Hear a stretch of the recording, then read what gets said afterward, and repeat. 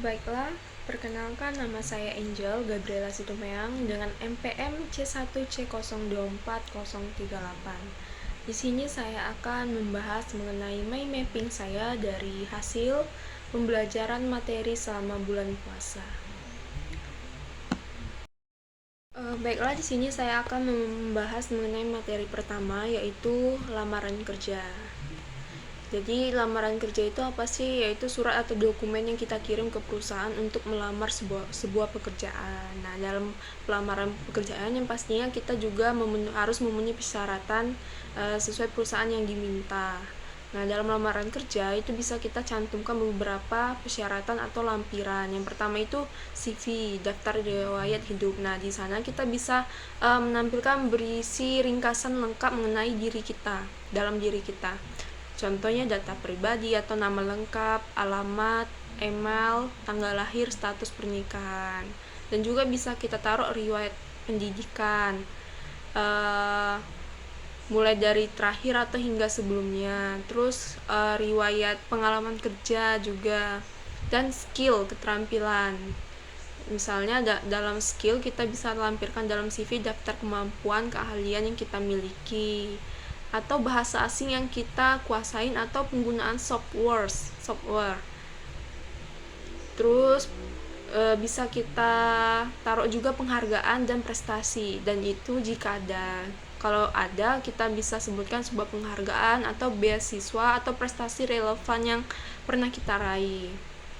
Nah, yang kedua itu ada SKKB, surat keterangan kelakuan baik. Nah, jadi apa sih itu? Itu ada surat resmi dari kepolisian yang menyatakan bahwa kita itu memiliki tidak ada catatan kriminal atau catatan buruk di kepolisian. Mengapa sih penting? Nah, karena perusahaan itu seringkali meminta SKKB itu sebagai salah satu syarat kita untuk memastikan bahwa calon karyawan itu memiliki reputasi yang baik dan tidak berpotensi menimbulkan masalah di kemudian hari. Dan ini juga menunjukkan integritas dan kepercayaan diri kita sebagai warga negara yang baik. Nah, yang ketiga itu surat rekomendasi. Apa itu? Jadi ini adalah surat yang ditulis oleh seseorang yang pernah bekerja dengan kita, biasanya atasan langsung atau kolega senior, yang memberikan penilaian positif tentang kinerja, kemampuan, dan karakter. Mengapa sih penting? Karena surat rekomendasi itu memberikan validasi pihak ketiga terhadap klaim yang Anda buat tentang diri atau Anda surat lamaran dalam CV. Nah, ini juga meningkatkan sebuah kepercayaan pada perusahaan terhadap kualifikasi kita karena berasal dari sumber yang kredibel. Idealnya itu surat rekomendasi itu berasal dari pekerjaan atau pengalaman yang paling relevan dengan posisi yang kita lamar. Yang keempat itu kartu kuning atau kartu pencari kerja. Apa sih itu? Nah, itu sebuah kartu yang kita terbitkan oleh Dinas Ketenagakerjaan sebagai tanda bukti bahwa kita itu terdaftar sebagai pencari kerja. Jadi mengapa itu penting? Karena meskipun tidak selalu menjadi sebuah persyaratan utama, beberapa perusahaan itu terutama instansi pemerintahan atau perusahaan tertentu itu mungkin pemerintahan atau sebuah perusahaan dari proses administrasi atas untuk memenuhi regulasi ketenagakerjaan. Memiliki kartu kuning itu menunjukkan bahwa kita secara aktif mencari pekerjaan dan terdaftar di sistem pemerintah. Yang kelima, surat keterangan kesehatan. Nah, jadi surat keterangan kesehatan itu adalah surat resmi dari dokter, fasilitas kesehatan yang menyatakan bahwa kita itu dalam kondisi sehat yang baik dan layak untuk bekerja. Mengapa itu penting? Karena perusahaan itu ingin memastikan bahwa calon karyawannya itu memiliki kondisi fisik yang mental dan memadai untuk menjalankan tugas tanggung jawab pekerjaan tanpa adanya masalah kesehatan yang signifikan. Nah, terkadang juga perusahaan juga meminta pemeriksaan kesehatan khusus sesuai dengan jenis pekerjaan yang dilamar.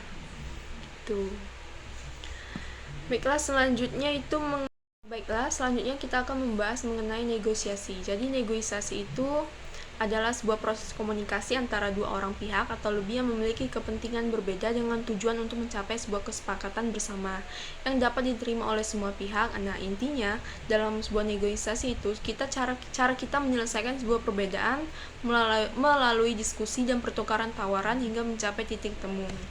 Nah, poin pentingnya itu yang pertama itu ada pihak yang terlibat atau minimal 2 orang atau lebih kelompok. Yang kedua ada masalah yang kita bahas nih, seperti topik spesifik yang menjadi fokus negosiasi. Yang ketiga itu ada perbedaan kepentingan. Nah, masing-masing pihak itu memiliki sebuah keinginan dan tujuan yang tidak sepenuhnya sama. Yang keempat itu tujuan mencapai sebuah kesepakatan. Nah, semua pihak itu berharap untuk menemukan solusi yang bisa mereka setujui. Yang kelima itu proses timbal balik, adanya aksi dan reaksi, tawaran dan kontrak tawaran antar pihak. Contoh negosiasinya misalnya negosiasinya misalnya dalam konteks sebuah pekerjaan nih. Negosiasi gaji saat menerima tawaran kerja. Misalnya kita dan perusahaan itu berdiskusi mengenai besaran gaji yang sesuai dengan pengalaman dan ekspektasi kita. Atau itu negosiasi sebuah pekerjaan. Yang kedua itu ada negosiasi proyek dengan klien. Nah, kita dengan klien itu membahas ruang lingkup pekerjaan, biaya, dan tenggat waktu proyek. Terus juga ada negosiasi pembagian tugas atau tim.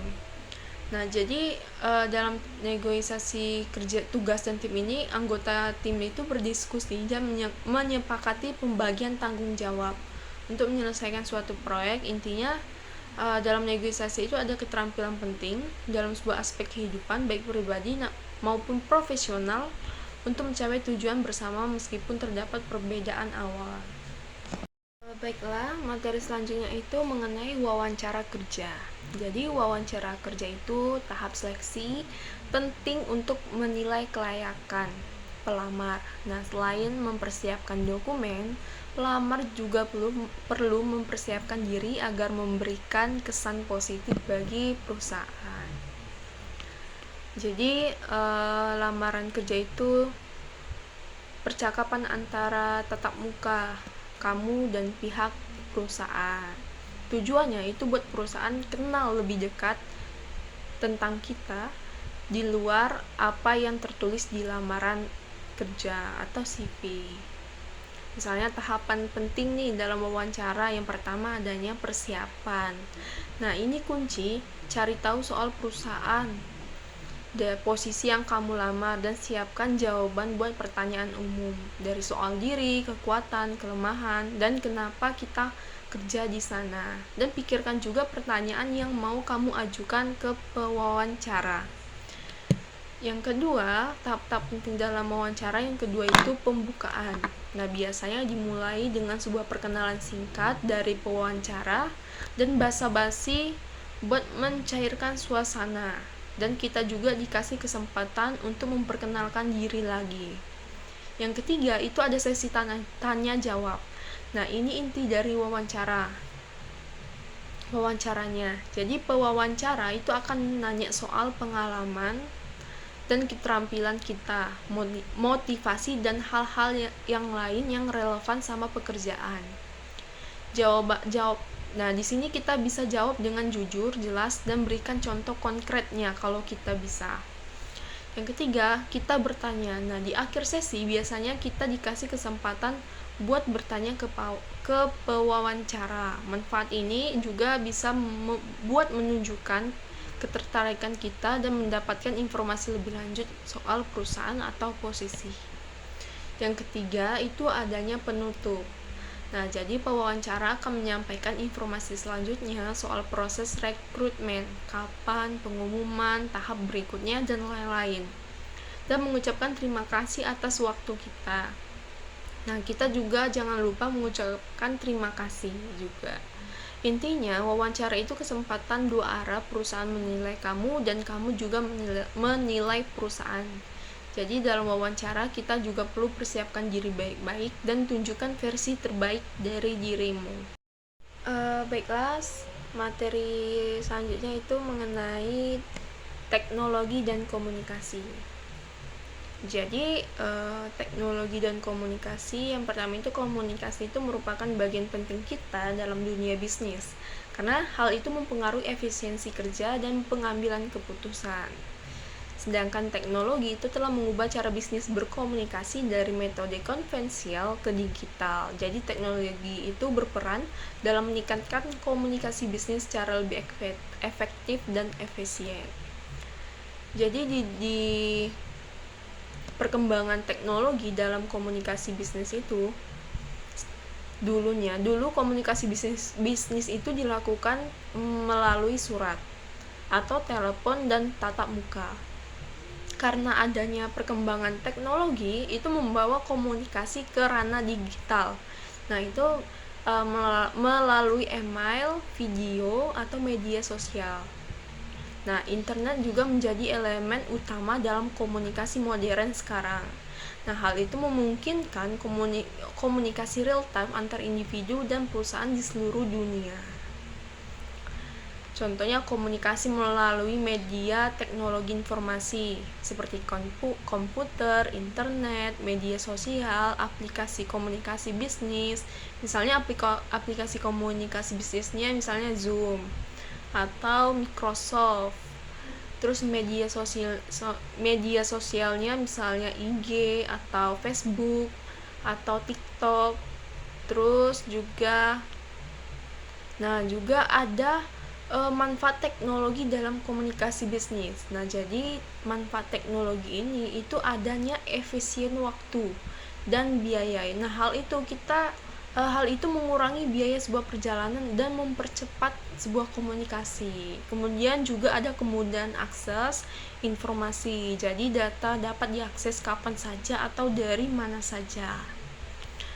Nah, dalam teknologi dan komunikasi bisnis itu adanya tantangan, misalnya keamanan data atau privasi, ancaman peretasan atau kebocoran data.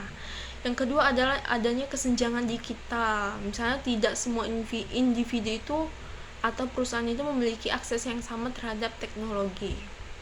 Yang ketiga, kita perlu adaptasi terhadap perubahan. Nah, karena adanya teknologi berkembang dengan cepat, sehingga karyawan dan perusahaan itu harus selalu beradaptasi dengan adanya perubahan. Yang keempat itu gangguan dalam komunikasi. Jadi itu komunikasi digital itu kadang mengurangi interaksi tatap muka yang lebih personal. Jadi hal tersebut gangguan terhadap komunikasi kita. Baik, inilah pemaparan materi mapping saya. Jika ada kekurangan atau kesalahan, saya mohon maaf. Sekian dan terima kasih.